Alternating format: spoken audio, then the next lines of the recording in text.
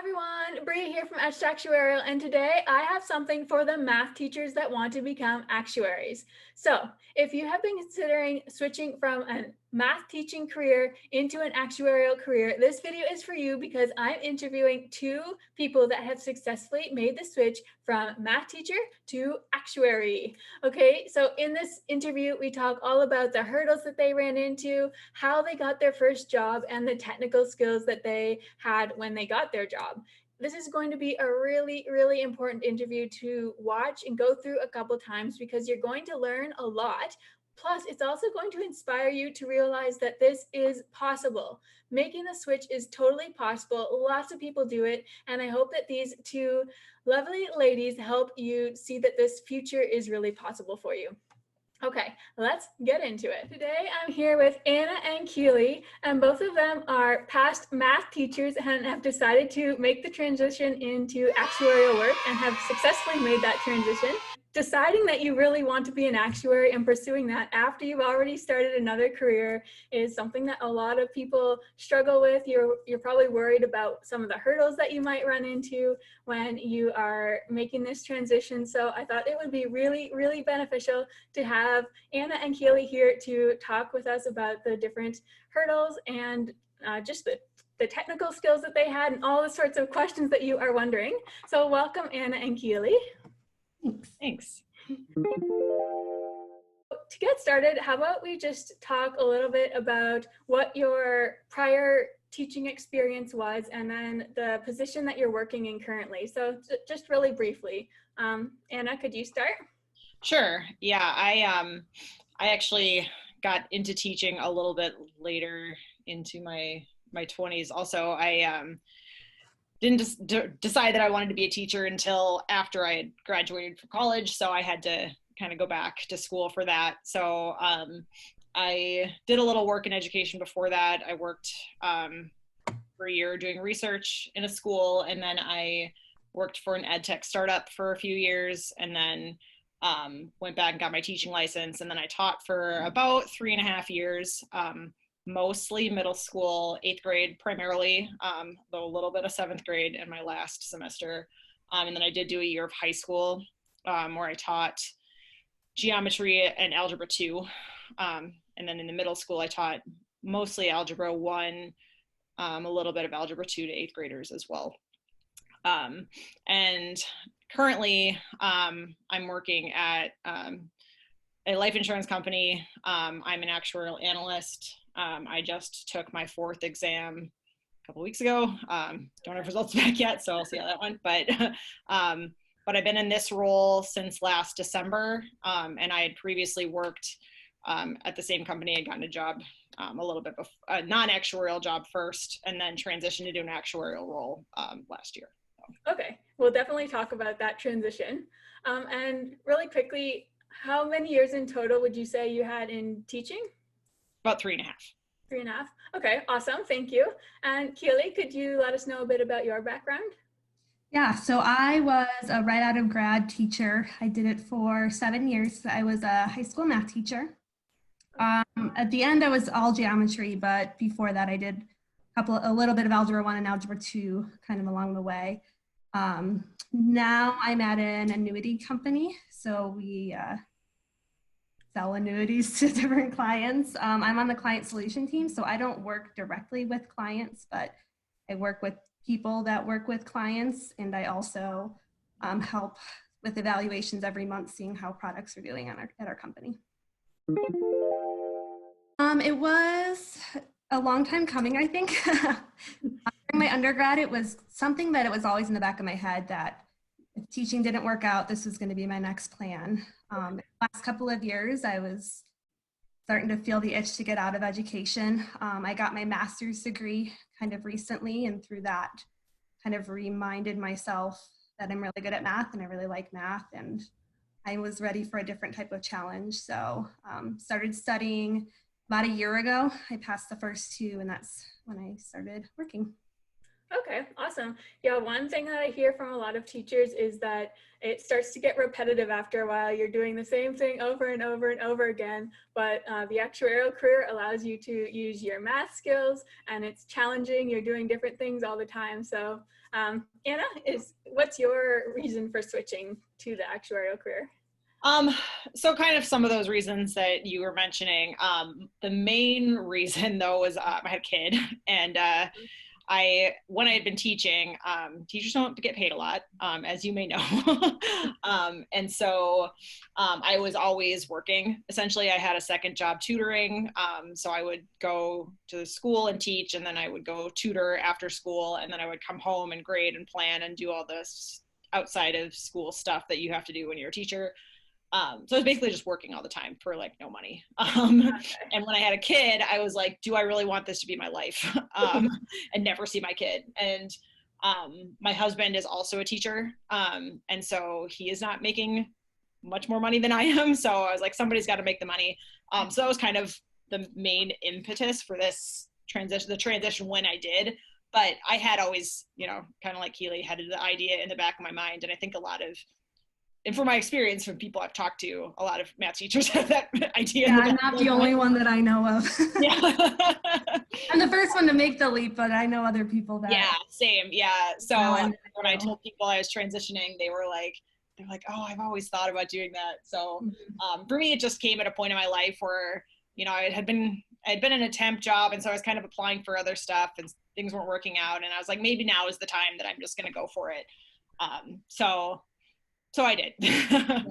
I started getting to the point where like the bad parts about teaching were weighing on me too much too, like there are certainly things that I still loved about education when I left it, but the hard things were hard to overcome.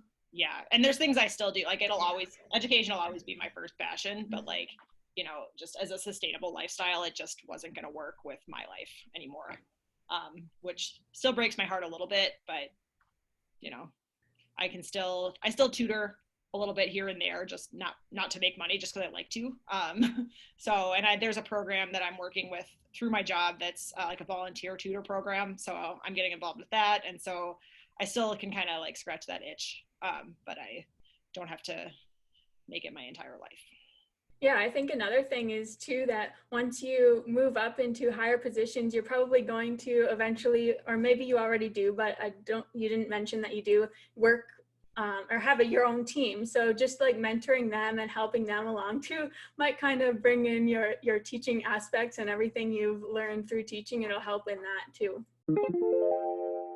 So since you were starting this like as your second career, kind of, what are some of the hurdles that you ran into, or if there were certain hurdles you were worried about in the beginning that didn't really end up being big hurdles? Can you talk about that a little bit? I'd love to know what kind of things people run into when they are starting this later, when it's not what they graduate or like they go directly into after graduating. I think for me, I'm still relatively new in this field, so I'm still living this. I have a math undergrad and a math graduate degree, but I don't have a lot of business experience. Okay. The jargon and things like that. That's all kind of difficult for me. I do a lot of Googling, honestly, as I'm working. It's nice that I work from home because somebody will say something on a conference call and I kind of do kind of, search and see things. I think I'm really hard on myself about it though. Whenever I ask questions, nobody makes me feel like an idiot for asking questions at any point. I feel like for myself, I don't like not knowing what's going on. And sometimes I kind of feel like that. Not what's going on, but I wish I had a better business background, I guess. Yeah, I always found that, especially actuaries, they're really willing to help. Like if they never make you feel like you're stupid or anything, they'll always answer your questions and be kind about it. But yeah, that's something, a business background is probably not something you really get in teaching. So that's something to definitely consider. So was that something that employers brought up when you went to interview, or was there other things that maybe concern them in terms of your previous history, like work history? I don't remember it being brought up in my interview. I was pretty open about it early on. I mean, I didn't want to put on a face that I knew more than I did because I wanted to be helped, if that makes sense. I wanted, but along with that, I mean, I told them pretty early on my goals of being hired on full time. And so everyone, like you said, everyone was so willing to be helpful, and they still are. Yeah, so you said you started in an internship, correct? Yeah. Was it an actuarial internship? Yes. Okay, so yeah, in a few minutes we'll come back to that and how you got that, because I know that a lot of people are worried about getting an internship after they've already graduated. Typically, the internships are held for graduates, but it's interesting that you were still able to get that. So we'll come back to that right after we hear from Anna. So Anna, were there any hurdles that you ran into along the way that you ever overcame, or maybe even things that you didn't fully overcome, but employers were okay with? Yeah, I don't know if necessarily there were more probably, I think, perceptions of hurdles than actual hurdles. So when I decided to make the switch, and I thought, okay, I'm going to go for this. I'm going to start studying. I was talking to my dad, and my dad actually worked his entire career at the company that I now work at. So I mentioned it to him because he knows people, has connections, and Yeah. so he put me in contact with somebody that still worked at the company who had been an actuary, and now she was a director in the group finance area. And I had a conversation with her, and she basically discouraged me from starting to study because she said basically that I was old. Wow. Which I was, and I was 32 at the time, so it's not like I was ancient, but like, well, you proved her wrong. Yeah, exactly. Well, yeah, but what she said was like, this is a big commitment, a big time commitment. You might not want to do this, especially not having any business experience. And so she recommended, and in retrospect, this was a very good recommendation. She recommended that I just take a job that in the area that works with actuaries, and just kind of start working with actuaries, see what they do, and then decide, because I could get, and she had she was creating a new team, and she sent me the job description. She's like, how about this? And it was actually something that interested me. So I was like, sure. So she hired me onto this new team. And I worked for about a year. Actually, it was about 3 months or so before I decided, no, I still want to do this actuary thing. So I just started studying while I was working. Didn't really tell anybody. I told a couple of people that I worked with, but I wasn't like broadcasting it because I was a little nervous that I wasn't going to pass or it was going to be hard. No one knew I was writing my first exam except for my mom and dad. Yeah, it was like, I was like, okay, I'm just going to like quietly do this and like see how it goes. And so I passed P in March of 2019. And then I was like, okay, that wasn't so bad. I was like, maybe I can do FM, and study for FM. FM was easier. And so I passed that in August of 19. And then after I had 2, then I was like, now I'll start talking to people and like telling people that I'm doing this. Yes. So I like started putting feelers out and talked to an actuary in my division who I had worked with in my old role, and sort of told him what I was doing and kind of basically asked him for advice. And he gave me some tips, kind of told me about how sort of the process worked at our company, and then advised that I talk to somebody in HR and let them know that I was interested so then they could keep an eye out for positions for me. So I talked to somebody in HR. Turned out the person in HR also knew my dad, which is cool. And I think like hired my brother because my brother also works in the same company. So connections helped too. But then like this job had been sitting out there, and it was a kind of a non-traditional role. So I work in annuity systems. So we have like a group division, we have an individual division. So I'm in the individual division working with annuities on the systems team, which is a little bit kind of a non-traditional role. And so, and it was kind of at an off time because usually they hire a whole bunch of, new graduates in June or in December or whatever. And this was August. So, they weren't going to be getting a new crop of people in soon. So he was like, this might be a good fit for you. And then kind of the rest is history.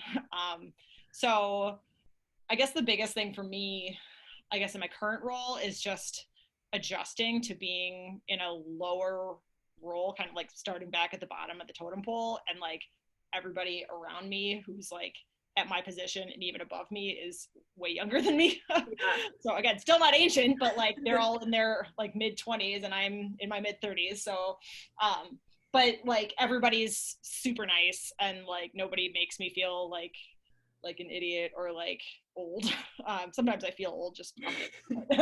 Yeah, one thing, I was reading an article online from someone that was a career changer, and one thing they did mention is very similar to you. You have to be prepared for your manager to probably be younger than you. Yeah. So yeah, that is something to go into, like just realizing, but it's definitely not a reason not to go into the career, right? Like, Right, exactly. Yeah. So much opportunity for advancement, and quick advancement too.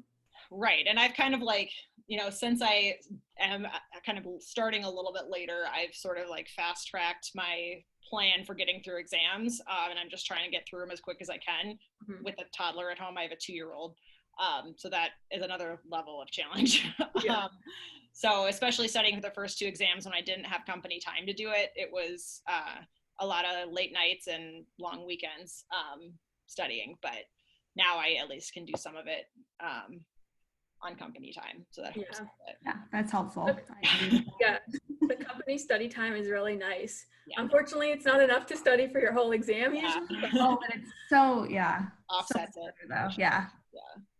Okay, so for Anna, there it sounds like your network, mainly your dad, was a big part of you getting your foot in the door, but then also just, I'm sure your good work ethic and everything like that allowed you to move into the actuarial role. Right. So Keely, could you tell us a little bit about how you got your internship? Yeah, so I waited to start applying until after I knew I'd passed my first exam, which was December of last year, which at that point I thought it was too late for a summer internship, because I think most places generally have who they would need by that point. But I put out like on like Indeed and things like that, like the keywords. So it would email me whenever things get flagged in my area.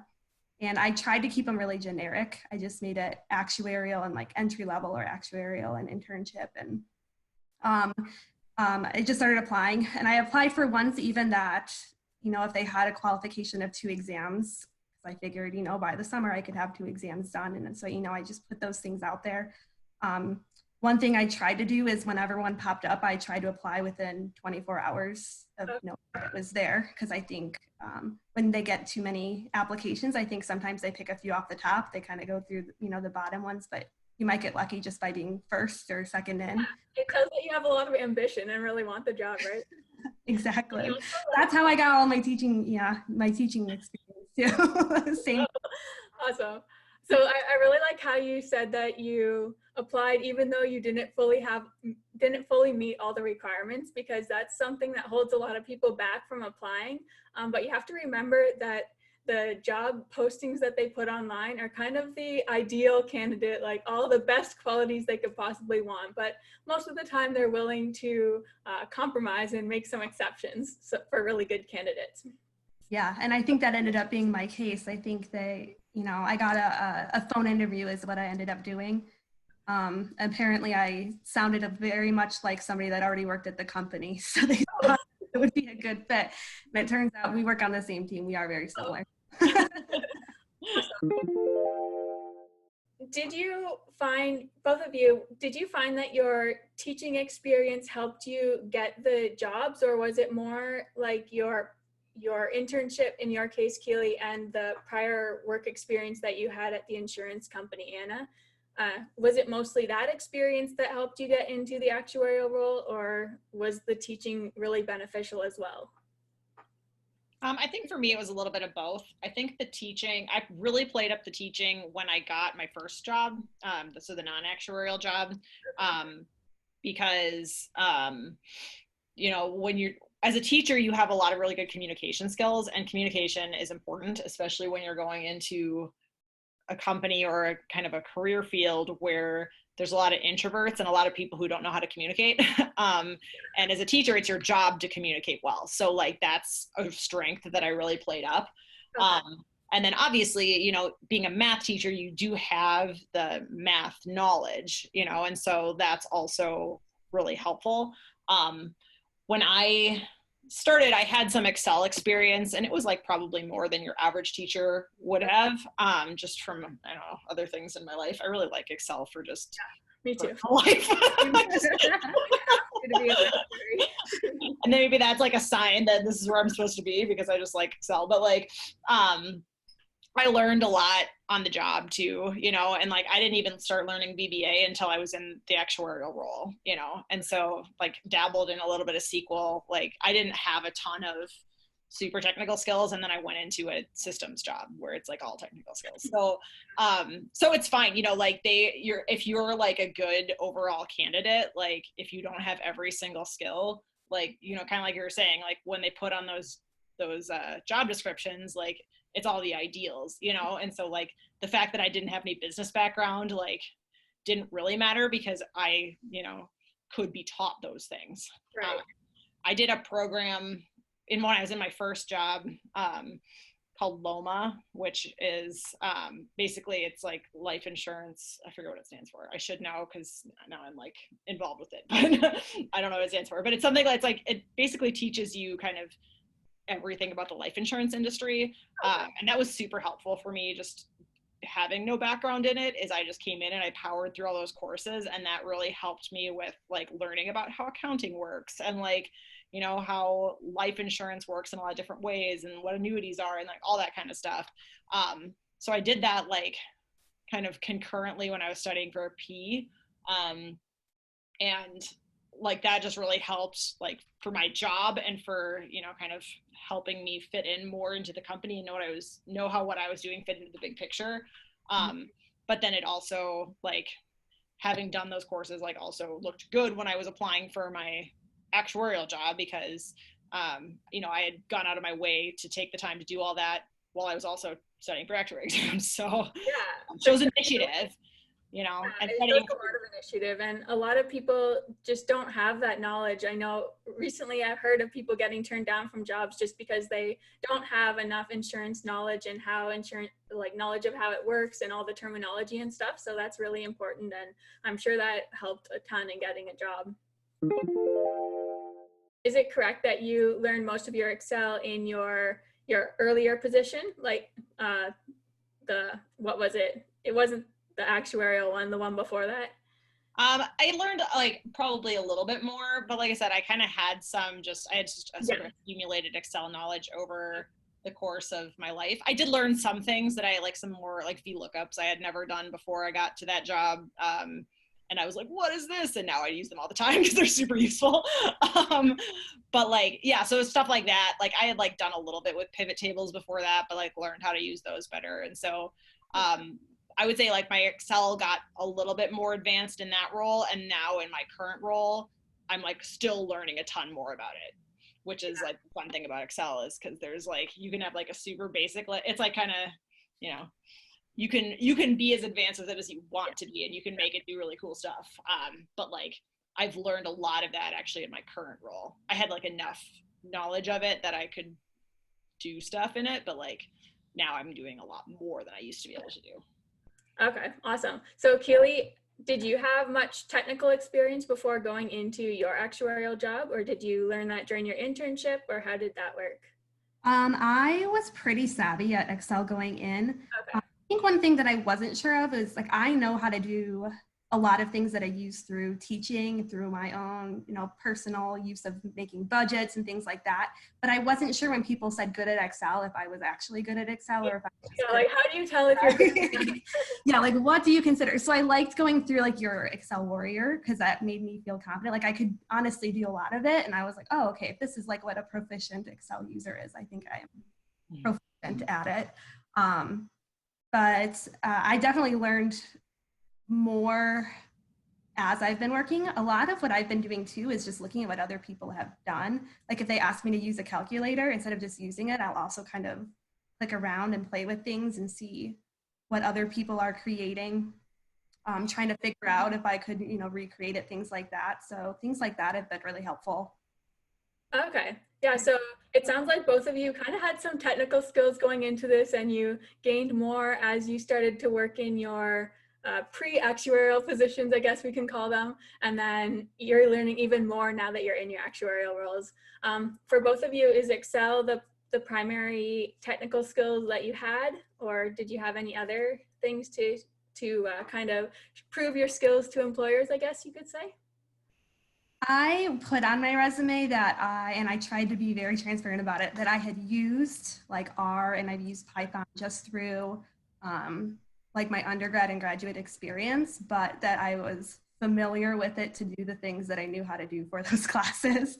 Okay. I think that they appreciate it. I mean, they brought it up in the interview as well, that as long as, I mean, if you can say that you know how to learn a language, that's, I think, mostly what they're looking for. They're not necessarily looking for you to know how to write all the code in every type of program, but if you have an ability to learn it, look things up, apply it, I think And if that. you know one programming language, for example, it's fairly easy to learn another one. So that's something that when you have an interview, you always want to make sure that if you don't have the specific skill they're looking for, talk about something that you do have, a skill that you do have that's similar, and tell how you're a quick learner and you are going to be able to learn that skill. So yeah, okay, really good point there. Last question, I want to wrap this up is, let's start with you, Keely. If you were talking to a math teacher right now that was considering making the switch into the actuarial role, what's one really important piece of advice that you'd give them? So I found it, as a teacher, there are some days that you get home and you are so physically and mentally exhausted and you still have more work to do. And I found it really frustrating when I wanted to be studying because I wanted to switch my career, but I was trying to keep up with my current job. So I think so much of your time already, right? Yeah, exactly. And it's not, and it's a full-time job plus that, plus some on a lot of days. And so I think the best thing I can say is give yourself leniency on the days that you can't, and then use that as your motivator on the days that you can. Like working towards not feeling like that every single day.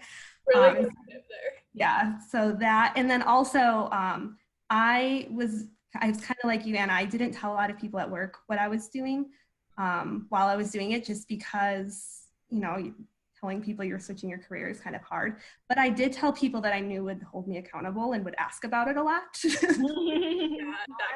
A couple of days and I wasn't doing anything, and somebody called and said, "How's it going?" Like, I would be embarrassed to say, "Oh, it's not going great. I should probably start getting back into that." So.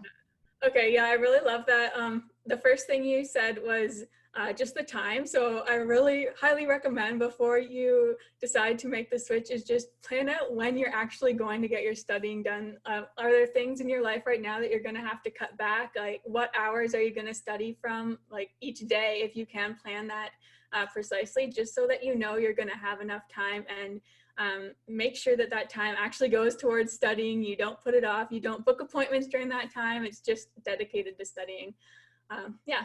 And for accountability, yes, I totally agree. Like, that's why I created the study strategy program for studying for your exam, just because having that accountability, someone checking in on you, just makes you feel like you have to do it, even though you want to do it. But sometimes it's really hard to motivate yourself. So really good tips there. Thank you, Keely.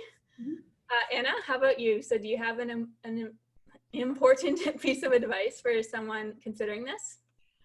Yeah, well, like what you were saying about the study strategy program, like, that's literally how I got through it. Is because, like, I had been, like I said, toying with the idea, and like a couple of years before I had like gotten a book and like looked at it. But like I decided, I think it was like December of that year, I was like, I need to commit to this, and I needed to do something that was going to actually commit me to it. And so I paid money. That's really good. It's actually just like, when you put your money towards something, it makes it so that you don't want to waste that money, and you go for it, right? Yeah, exactly. And like I'm perfectly capable of making a study schedule myself, but like having that accountability and having somebody like checking on me was like what made all the difference. So that's one piece of advice, like do Bria's program. Thank you for that. I didn't tell her to say that. She didn't ask me to do that. I personally recommend it. And then for me, it also was just helpful to have another job in insurance before moving into that actuarial role. Like the person that I talked to who hired me, she was right. It was a good move, and not because I didn't want to be an actuary, but just because it was helpful getting in the door and just knowing people. And sometimes it's easier to get a non-actuarial job versus an actuarial job. And then once you're in the company, then people know you, and then they're more likely to want to hire you internally than somebody external. And then also kind of off of what Keely said, like, then you're not teaching and also trying to study because as I mentioned before, teaching like like Keely said, it's like a job on top of the job. And then if you have to work another job to make money, then it's another job on top of that. So like I would not have been able to do it while I was teaching, and that's just me personally. I also had a baby at the time, so like I definitely wouldn't have been able to, but like having the freedom in my evenings to not have to work another job or to not have to prepare for the next day freed up a little bit more of my bandwidth. Plus my job was less stressful because teaching is very stressful. And so like Keely said, you're just exhausted at the end of the day, and then you have to keep working. And like, it was just really, it made a huge difference to be in a job that was not so physically taxing, and that I could leave at work when I left, so then I could just focus on studying when I got home. So that's something that I would recommend if you have the flexibility to be able to do that, is try and get another job insurance related first and not try and do it while you're teaching. And obviously not everybody has that option, but well, I think as teachers though, we have kind of the unique opportunity of summer breaks. That too. Yeah. To dip our toes in and see how things go. Yeah. Advantage of that, certainly. I took advantage of that for like diving into studying. Like that's what kickstarted my. Okay. So you were studying before you got your internship, and that was during the summer? I started last summer. That was, day school ended was the first day I studied. So. Okay. Anyway, yeah, I really love that tip. And if you guys have watched other videos on my YouTube channel, I always recommend, even for non-career changers, like try to get a stepping stone position. That's what I call it. And it's just a position that is related to the actuarial career, because it's going to give you so much more experience that so many people don't have.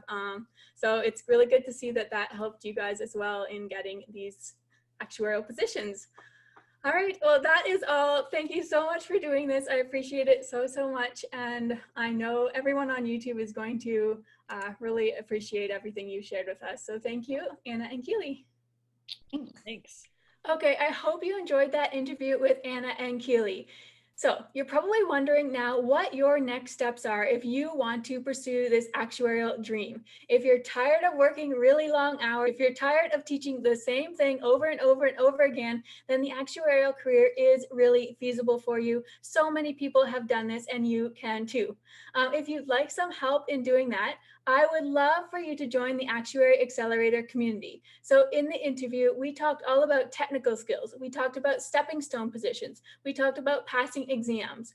Well, in the Actuary Accelerator Community, I help you figure out how to get all those skills that you need and more. I show you step by step what you need to do so that you can become a top candidate for actuarial positions and get your first job. There are tons of other teachers in there too, and we'd love to have you join us. So if you're interested, I will put a link to the Actuary Accelerator Community right down below. I'll see you in there. Bye for now.